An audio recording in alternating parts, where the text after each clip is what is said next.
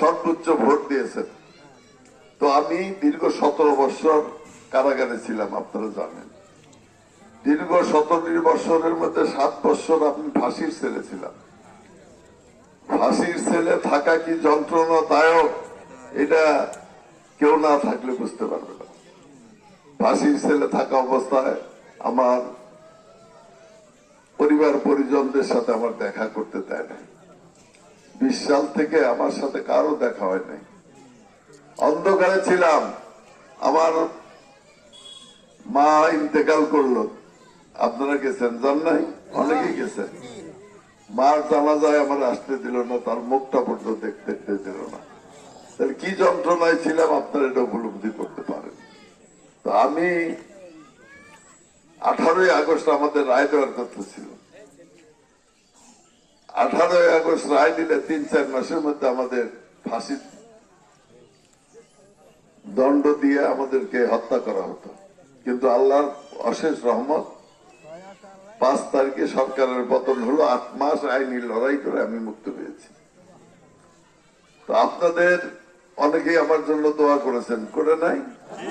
আপনারা অনেকেই দোয়া করেছেন, কান্নাকাটি করেছেন। মা বোনেরা অনেকেই আমার জন্য রোজা রেখেছে, নফল রোজা রেখেছে। রোজা রেখে আল্লাহর কাছে কান্দাকাটি করেছে, কোরআন খতম দিয়ে আল্লাহর কাছে কান্দাকাটি করেছেন। কাজেই আপনাদের দোয়া আল্লাহ তাআলা কবুল করাতে আমি মনে করি যে আল্লাহ তাআলা আমাকে মুক্ত করেছেন।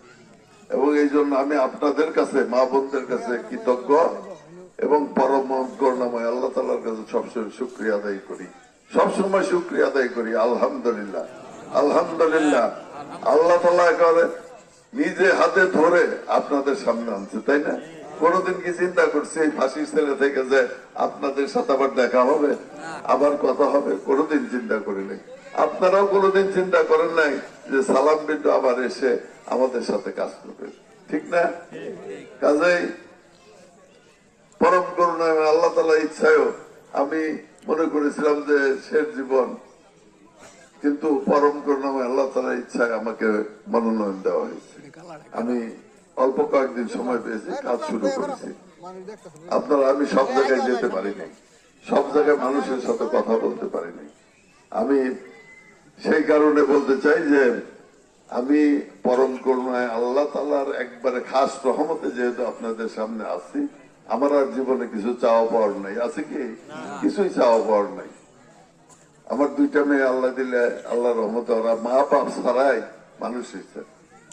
বাপ মায়ের নামেও কেস, মায়ের বদলি করছে খাগড়াছড়ি, পঞ্চগড়, তাদের সাথে থাকতে পারে নাই। তো মা বাপ ছাড়াই মানুষ আল্লাহর রহমতে, আল্লাহর ইচ্ছা। আমি মনে করি যে আমার গলাটা তো শেষ হয়ে গেছে। শেষ হয়েছিল কিনা, যে কোনো সময় আমার মেরে ফেলতে পারতো, কিন্তু আল্লাহর রহমতে বেঁচে আছি। আমি সিদ্ধান্ত নিয়েছি যে কয়দিন বেঁচে থাকবো, আপনারা উন্নয়নের কথা বললেন, যে কয়দিন বেঁচে থাকবো আপনাদের খেদমত করার জন্য বেঁচে থাকবো। যে কয়দিন বেঁচে থাকবো এই এলাকাবাসীর, গোপালপুর ভুয়াপুরের উন্নয়নের জন্য বেঁচে থাকবো এবং একটি সুন্দর গোপালপুর ভুয়াপুর করে তুলবো ইনশাআল্লাহ। এবং পরম করুণাময় আল্লাহ তাআলা যেহেতু আমাকে এখানে এনেছেন, আমি যতটুকু সম্ভব আমার জীবনের মধ্যে ততটুকু শক্তি দিয়ে, সামর্থ্য দিয়ে আমি ইসলামের পথে